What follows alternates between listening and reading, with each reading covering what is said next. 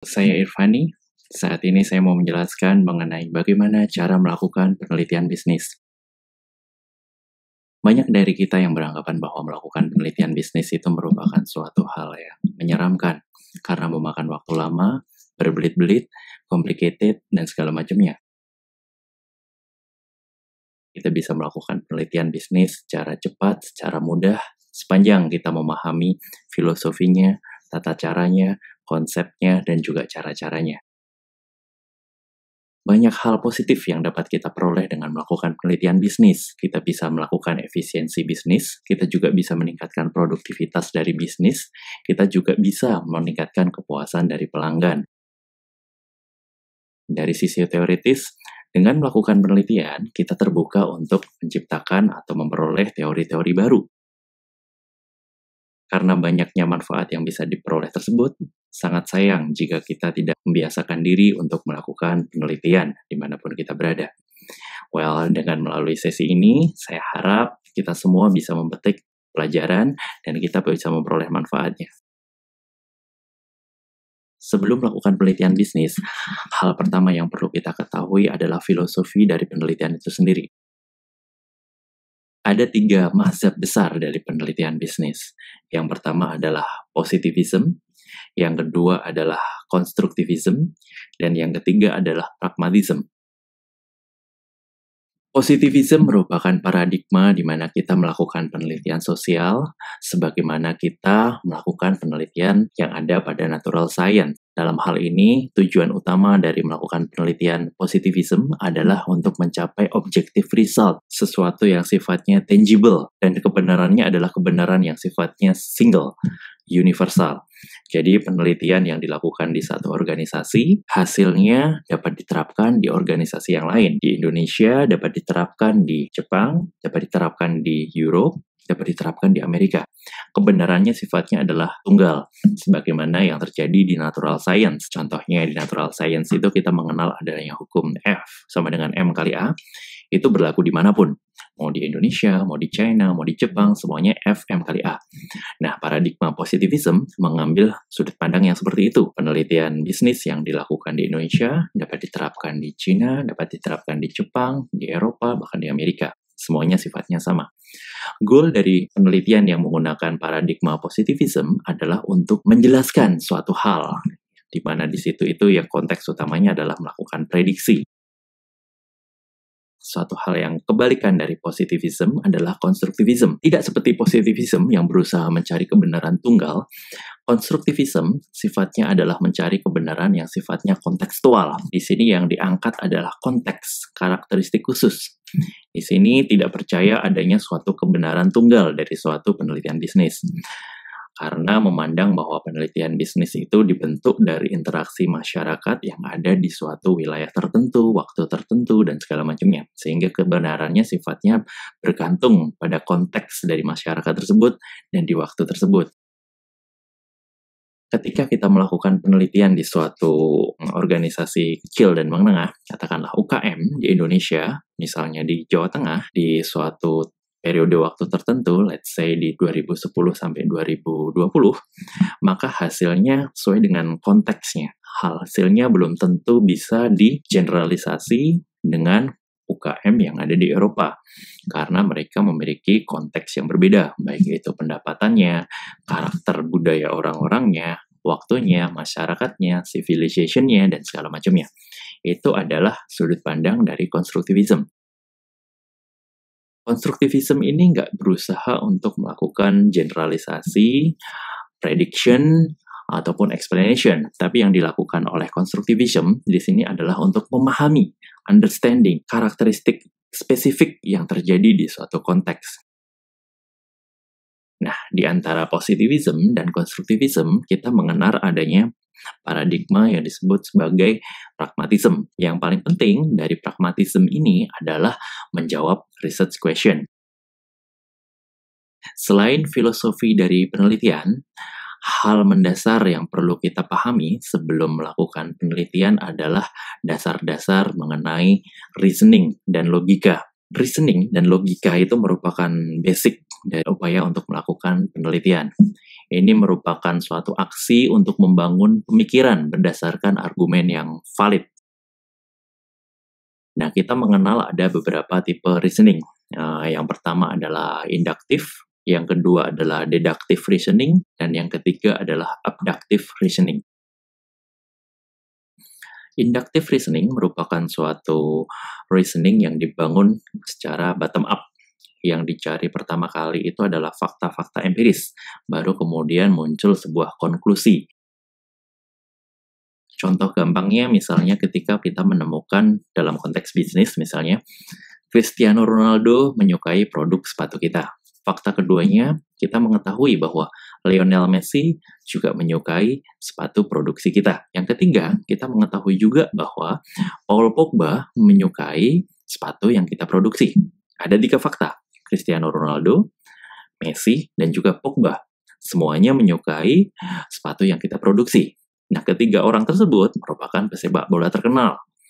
Dari 3 fakta tersebut, kita membangun suatu teori baru atau suatu kesimpulan bahwa semua pesepak bola terkenal itu menyukai sepatu yang kita produksi. Inilah adalah salah satu contoh reasoning berdasarkan induktif, teknik induktif, di mana teori dibangun berdasarkan fakta yang ditemukan di lapangan. Jadi kita tidak bergerak dari suatu teori yang ada, tapi justru hasil akhirnya adalah teori yang dibangun dari fakta yang ada di lapangan.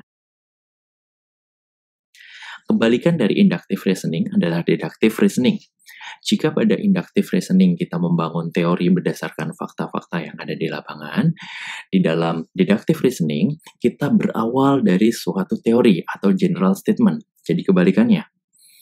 Ada suatu teori besar dulu yang akan kita uji kebenarannya di konteks-konteks yang spesifik.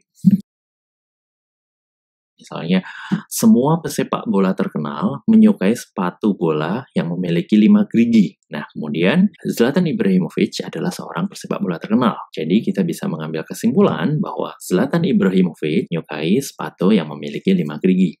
Itu adalah salah satu contoh reasoning dengan menggunakan pendekatan deduktif. Oke, selain filosofi dan juga dasar-dasar reasoning, kita juga perlu mengetahui beberapa macam tipe penelitian. Tipe penelitian itu ada beberapa, ada exploratory, ada explanatory, dan juga ada deskriptif. Kita menggunakan exploratory research atau penelitian eksploratoris ketika kita ingin meneliti suatu topik yang sifatnya masih baru. Contohnya, misalnya akhir-akhir ini kita memahami bahwa industri 4.0 merupakan suatu hal yang baru, suatu fenomena baru, dan belum banyak UKM atau usaha kecil menengah di Indonesia yang menerapkan beberapa teknologi yang ada di industri 4.0, seperti misalnya machine learning, big data, Internet of Things, dan robotics, dan segala macamnya. Karena masih baru, kita bisa menggunakan exploratory research. Contohnya, kita ingin mengetahui mengapa banyak UKM yang masih belum optimal dalam memanfaatkan teknologi machine learning. Nah, ini tentu belum banyak teori yang membahas itu, makanya kita bisa masuk ke lapangan, melakukan studi eksploratoris. Kita bisa melakukan observasi, kita bisa menanyai pelaku, kita bisa menanyai stakeholder dari UKM untuk mengetahui apa faktor-faktor yang menyebabkan kegagalan di UKM tersebut dalam menerapkan machine learning. Kebalikannya, ada tipe penelitian explanatoris. Nah, ini sifatnya adalah untuk menguji suatu general statement atau teori yang sudah ada dalam textbook. Contohnya ada teori bahwa penjualan itu akan meningkat ketika suatu situs e-commerce menerapkan feature atau functionality free shipping atau free delivery. Nah, kita ingin menguji apakah di e-commerce tertentu yang mungkin kita bangun atau teman kita bangun dan segala macamnya itu penjualannya benar-benar meningkat setelah mereka menerapkan fitur free shipping atau free delivery. Nah, ini adalah contoh explanatory karena berangkatnya dari teori, kemudian kita uji kebenaran dari teori tersebut. Nah, yang terakhir ada tipe penelitian deskriptif. Contohnya misalnya pertanyaan penelitiannya, karakter utama dari pengguna produk kita itu adalah yang seperti apa? Masyarakat atau pengguna seperti apa? Nah, kita melakukan penelitian yang sifatnya deskriptif. Oh, misalnya dengan menggunakan ini kita tahu bahwa pemakai produk kita itu adalah mayoritas anak-anak muda yang suka berolahraga, penghasilannya minimal 10 juta per bulan, pendidikannya minimal sarjana, suka musik jenis rock, dan segala macamnya. Nah, itu adalah deskripsi, fitur-fitur atau karakteristik dari pengguna produk kita. Itu adalah deskriptif. Selain filosofi, selain reasoning dan tipe penelitian, kita juga perlu mengetahui beberapa metode penelitian. Kita pasti tahu metode penelitian itu umum dipakai adalah kuantitatif dan juga kualitatif. Kuantitatif deal with numbers, biasanya ini angka-angka. Contohnya adalah average, modus, median, yang sifatnya menggunakan angka itu adalah kuantitatif. Kualitatif biasanya deal with word atau kata-kata, atau bisa juga gambar. Nah, sekarang pasti banyak dari kita yang penasaran, sebenarnya penelitian yang bagus itu adalah penelitian yang seperti apa? Untuk mengetahui penelitian bagus atau tidak, kita bisa menggunakan beberapa kriteria evaluasi. Yang pertama, apakah penelitian tersebut menarik secara empiris atau tidak? Kalau penelitian kita itu bisa berkontribusi, baik itu terhadap cost, revenue, produktivitas, maupun motivasi atau kepuasan pelanggan, maka kita bisa bilang bahwa topik penelitian itu adalah menarik secara empiris. Tapi menarik secara empiris biasanya tidak cukup. Di sini kita memerlukan suatu hal yang juga menarik secara teoritis. Penelitian itu baru dikatakan menarik apabila menghasilkan sesuatu hal yang baru dari sudut pandang akademis. Nah, sudut pandang baru itu apa? Bisa menghasilkan teori baru. Contohnya hubungan yang baru. Selama ini kita mengenal bahwa misalnya A itu dipengaruhi oleh B dan C. Itu banyak dalam buku-buku. Misalnya penelitian kita ingin menemukan bahwa A itu nggak hanya dipengaruhi oleh B dan C, tapi dipengaruhi oleh variabel D. Variabel D ini belum pernah dibahas sebelumnya, belum ada yang meneliti. Kontribusi kita di sini adalah D ternyata berpengaruh terhadap A, selain A dan B.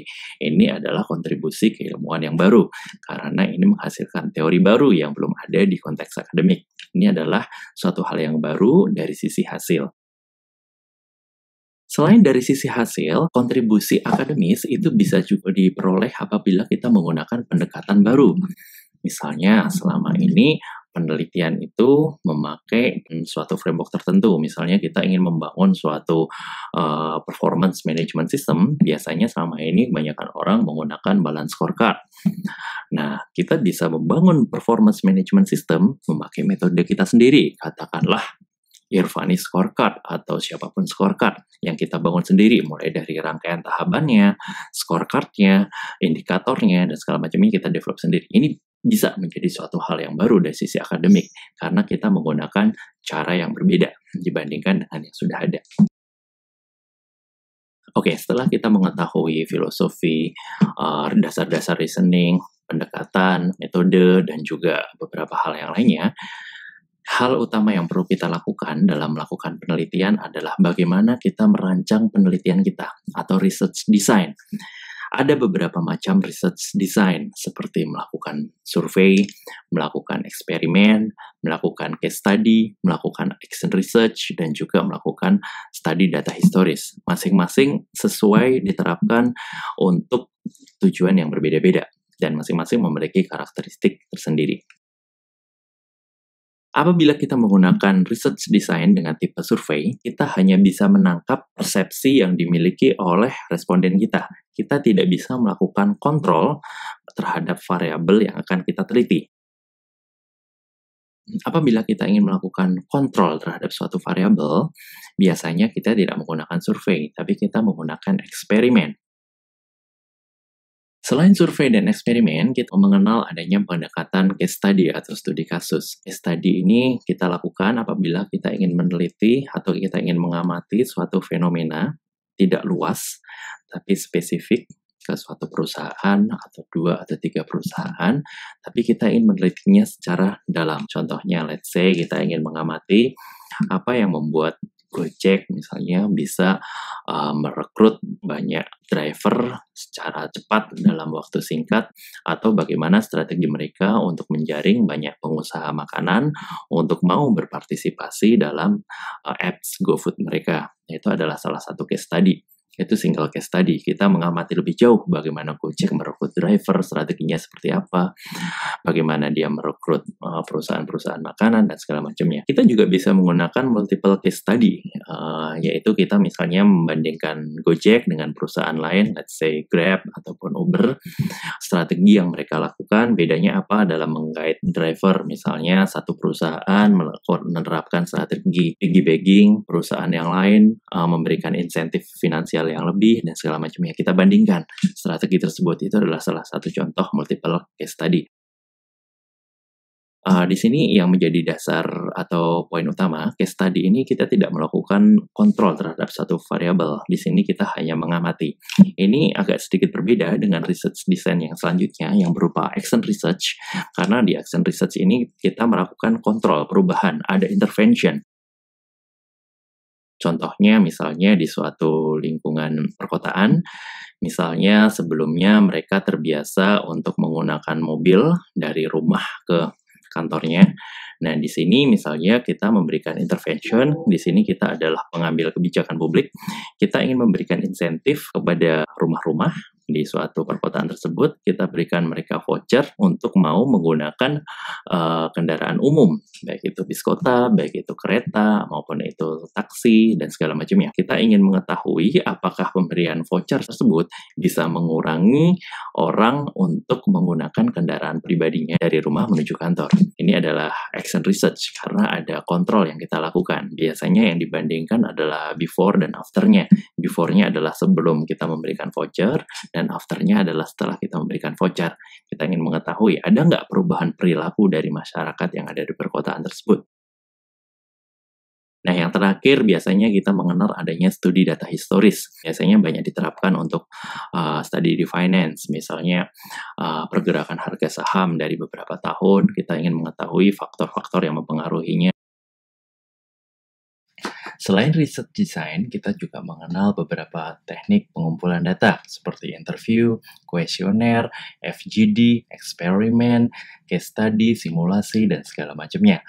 Masing-masing teknik pengumpulan data cocok diterapkan untuk jenis-jenis penelitian yang berbeda. Sebagai contoh misalnya explanatory research, biasanya kita akan lebih banyak menggunakan metode kuantitatif dengan teknik pengumpulan datanya bisa seperti kuesioner, eksperimen, dan segala macamnya. Sementara kualitatif biasanya kita menggunakan interview, FGD, studi teks, dan segala macamnya. Kita bisa meng-cross-kan itu sesuai dengan kebutuhan dari masing-masing penelitian. Hal yang cukup penting dalam penelitian adalah terkait dengan penentuan sampel. Kita mengenal dua tipe penentuan sampel. Yang pertama adalah non-probability sampling, dan yang kedua adalah probability sampling. Dengan menggunakan non-probability, berarti setiap orang memiliki kemungkinan yang sama untuk terpilih. Contoh dari non-probability sampling adalah voluntary, di mana kita menyebarkan kuesioner, kemudian yang bersedia atau sukarela untuk mengisi, itulah yang akan menjadi responden dari penelitian kita. Yang kedua adalah convenience. Kita memilih sampel itu berdasarkan kemudahan kita dalam mengakses responden. Seperti contoh, kita mencari pengunjung di mall, karena kita tahu bahwa pengunjung di mall itu mudah kita temui, mudah kita peroleh datanya, dan segala macamnya. Yang kedua, kita mengenal adanya probability sampling. Nah, di sini ada beberapa turunannya seperti simple random sampling. Di simple random sampling ini kita menentukan berapa persen dari populasi dan masing-masing responden memiliki peluang yang sama untuk terpilih. Contohnya, di suatu kantor, kita bisa memilih siapapun. Dari 100 karyawan, kita memilih 50%-nya, dan 50%-nya itu kita pilih secara acak. Selain simple random sampling, kita juga mengenal adanya systemic random sampling. Di sini kita menggunakan suatu formula khusus, misalnya kita hitung misalnya dari 1 sampai 10. Nah, nanti yang akan terpilih menjadi sampel adalah setiap kelipatan 10. Jadi responden ke-10, ke-20, ke-30 itulah yang akan menjadi responden kita. Yang ketiga, kita mengenal adanya stratified random sampling. Suatu sampel yang besar kita bagi dalam beberapa cluster. Nah, kemudian setiap cluster itu kita pilih secara acak. Misalnya suatu penduduk Indonesia kita bagi ke dalam cluster geografis berdasarkan pulau, Sumatera, Jawa, Kalimantan, Papua. Nah, masing-masing di pulau tersebut, Jawa, Sumatera, Kalimantan, kita pilih secara acak. Setelah kita melakukan pengumpulan data, biasanya tahap yang cukup krusial dalam penelitian adalah melakukan pengolahan data. Nah, pengolahan data ini berbeda-beda. Untuk metode kuantitatif berbeda, untuk metode kualitatif juga berbeda. Di metode kuantitatif, kita mengenal ada beberapa teknik pengolahan data. Yang pertama, kita mengenal adanya analisis korelasi. Di sini kita ingin mengetahui seberapa jauh dua atau lebih variabel itu berhubungan satu sama lain. Selain korelasi, kita juga mengenal beberapa analisis sebab akibat. Yang paling sederhana kita mengenal adanya regresi. Ini adalah simple causal analysis. Misalnya suatu variabel dipengaruhi oleh 3 variabel, satu Y dipengaruhi oleh A, B, C. Selain korelasi dan regresi, kita juga mengenal adanya faktor analisis. Nah, faktor analisis ini kita ingin melakukan grouping dari sekian banyak fitur menjadi suatu dimensi utama. Contohnya, fitur-fitur yang mempengaruhi orang untuk membeli suatu mobil.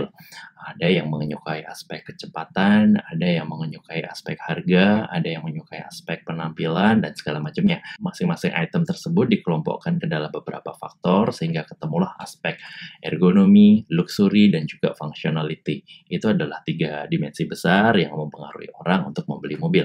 Yang keempat, kita mengenal adanya teknik yang disebut sebagai cluster analysis.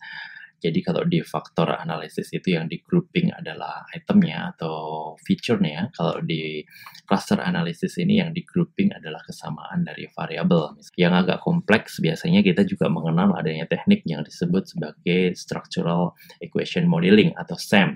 Nah, ini merupakan suatu kombinasi dari regression analysis dan juga faktor analisis. Jadi ada suatu dimensi dipengaruhi oleh beberapa faktor. Nah, dimensinya itu sendiri membangun suatu hubungan dengan dimensi yang lain secara kompleks dengan ada struktur sendiri, sehingga itu mempengaruhi suatu nilai atau suatu variabel. Itu adalah contoh dari SEM. Ini biasanya banyak digunakan di penelitian-penelitian S2 yang kompleksitasnya lebih tinggi daripada sekedar regression analysis ataupun faktor analisis. Nah, di tahap yang lebih kompleks biasanya kita mengenal adanya sistem dynamics, adanya agent-based modeling, dan juga beberapa teknik simulasi yang lainnya. Di teknik kualitatif, kita juga mengenal adanya beberapa teknik pengolahan data seperti content analysis, narrative analysis, pattern matching, within case analysis, cross case analysis, dan segala macamnya. Yang paling sederhana kita mengenal adanya content analysis. Di sini biasanya kita melakukan kategorisasi dari suatu data, melakukan summarize dari suatu data, mengklasifikasi, tabulasi, dan segala macamnya. Sementara kalau di narrative analysis biasanya kita mencoba untuk menceritakan fenomena terhadap sesuatu, ada runtutannya dari awal sampai akhir, deskripsinya untuk menjawab research question. Pattern matching itu merupakan suatu pendekatan yang biasa kita pakai di metode kualitatif, di mana biasanya ada suatu predicted pattern, dan juga kita bandingkan antara predicted pattern itu dengan pattern yang kita temui di lapangan. Jadi misalnya kita ada suatu teori, kemudian ada observable facts, kita bandingkan apakah dari predicted pattern dengan observed pattern itu merge atau sama atau ada deviasi. Jika deviasi, perbedaannya apa, itu biasanya menjadi suatu finding dari penelitian kualitatif. Setelah kita belajar mengenai filosofi, teknik reasoning, metode penelitiannya sendiri, teknik pengumpulan data, research design, pengolahan data, yang terakhir yang tidak kalah penting adalah bagaimana kita menarik kesimpulan dari penelitian. Di section pertama dari kesimpulan itu biasanya terdiri dari suatu bagian yang menjawab dari research question. Kesimpulan itu juga berisi deskripsi mengenai penjelasan dari hasil penelitian kita. Bandingkan apakah ada gap atau tidak. Jika ada gap, kita berikan penjelasan apa yang menyebabkan misalnya hipotesis kita dengan yang terjadi itu tidak sama dan segala macamnya. Inilah argumen kita dari penelitian ini. Ini juga yang harus masuk dalam kesimpulan. Nah, yang ketiga, kita menuliskan hal-hal yang menjadi batasan dari penelitian kita. Karena suatu penelitian itu biasanya terbatas dari sisi waktu, sisi biaya, dan sisi scope, sehingga tidak mungkin penelitian itu mengcover hal secara luas. Apa yang tidak tercover di dalam penelitian ini, itu adalah salah satu yang menjadi batasan penelitian. Nah, yang terakhir, yang tidak kalah penting dari penelitian itu, kita memberikan rekomendasi mengenai future research.